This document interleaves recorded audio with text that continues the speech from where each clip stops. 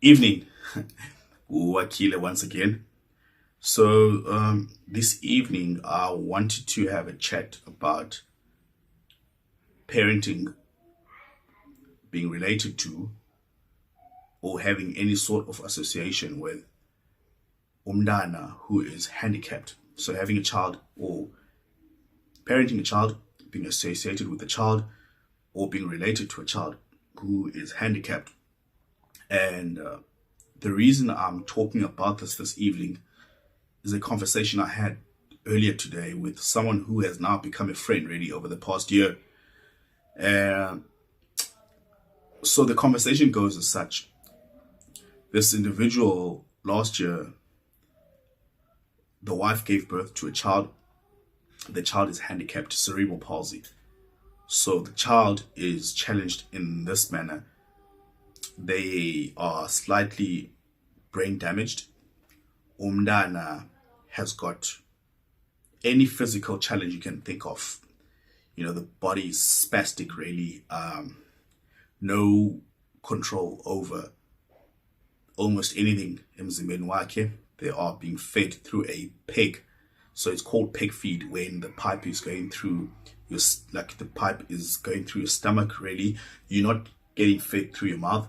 You are getting fed through your stomach via a pipe. I'm trying to be as simple as I possibly can because I don't want to I don't want to sound all professional or like a medical professional because I'm not.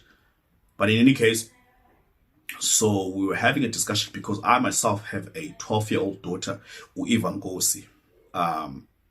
I dedicated a book. I penned a book and I published a book last year, a children's book, Brave Kaya, a very short story about a child that is handicapped that wants to join society via iskolo. They want to go to primary school.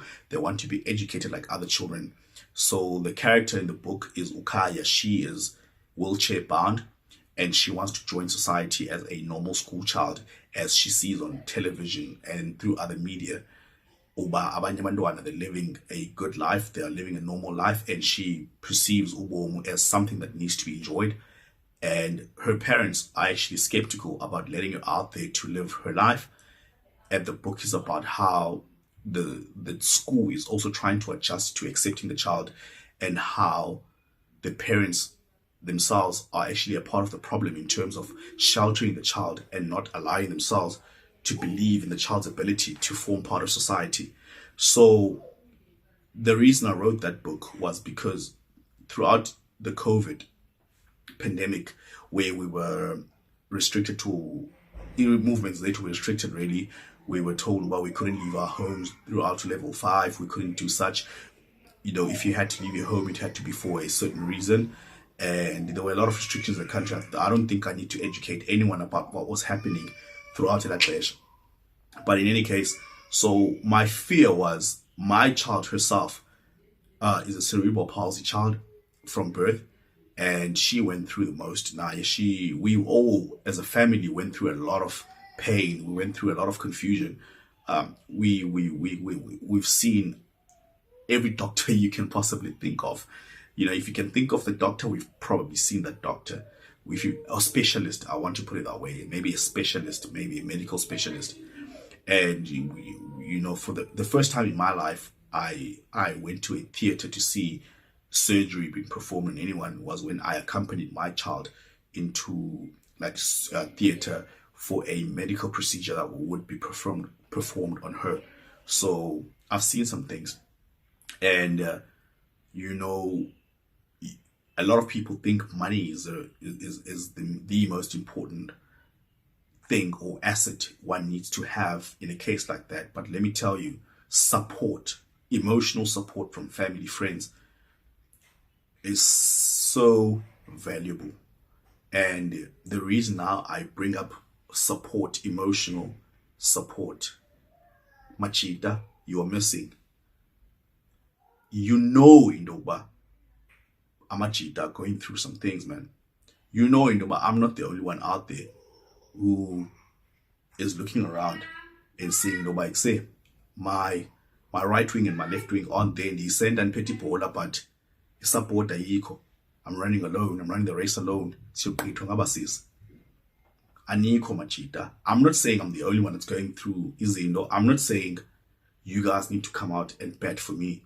I'm simply saying there seems to be the idea, it has to be fashionable for Amachita to be out there betting for you. It has to be fashionable for Amachita to be out there to say, listen, brother, I'm there for you. It has to be fashionable somehow for the guys to be out there to say, what's happening? Unjani umntana? How's the family?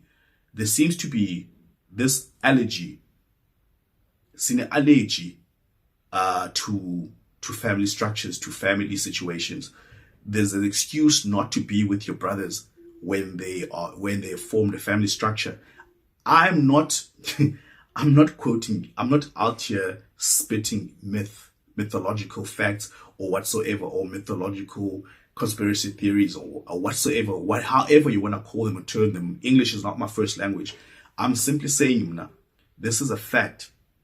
I'm not the only one going through it. I've had conversations with people that I suspected they're actually guilty of it. And they've come out and said, listen, now Wakile, you're not there for me. Now Wakile, you need to practice self-introspection because you yourself are absent. So I'm saying, Machita, we have a responsibility to go out there and bat for each other, because my child was handicapped from birth. The majority of the people I know, male, know about this. The people I was raised alongside know about this. And I can honestly say I know who's been there for me. I'm not even angry at those who have been absent, because they're also going through some things that myself I ignored. So in any case, that's the first point. The second point is, there's people out there who aren't really educated on these matters. There's people out there who mean well, but unfortunately, they are beside us. They aren't educated on how difficult this life can be. There are people out there who aren't aware just how challenging and time-consuming just being a parent, just being umzali, that alone is time-consuming. It's challenging. It's an education on its own, because there's no manual on how to be the perfect parent. Now, the way I see it, perfection is this: if you have a goal and you have a checklist, if you meet every single item on the checklist, you've perfected everything on the checklist there. You've met your goals and you've completed your tasks. You are perfect. I don't see any other definition of perfection. If you meet a criteria that you've set out for yourself, then you've been perfect. If you've got the perfect test score for yourself, then you're perfect. But then, unfortunately, there's no written book or manual on how to be the perfect parent, how to be the perfect sibling, how to be the perfect child to umzali wako. So for me, I always say support, because there's no manual on how to support a person, but being present is as perfect as it gets. Machita, presence here is needed, because amachita phela paphandle. I'm appealing to all of you, because when I had a conversation with my friend, it was evident from the very start, but okay, this is stress, this is pressure, this is confusion, this is a lot of misinformation, frustration. This is all due to the absence of your support. You can have support from the people who feel under obligation to be there for winner, because by family, they're your blood. But then there's the support that comes from the soldiers who've been beside you from a young age. Guys who call themselves your friends, guys who call themselves Zako, guys who call themselves your comrades in arms, guys who call them guys you've just shared everything with. They need to be there at all times, because they're going through some things and you need to be there for them.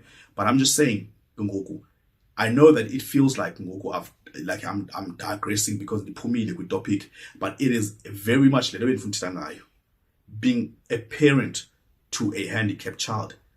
The one thing, because there's no cure for like cerebral palsy, but one thing there is giving your child the quality of life that's needed.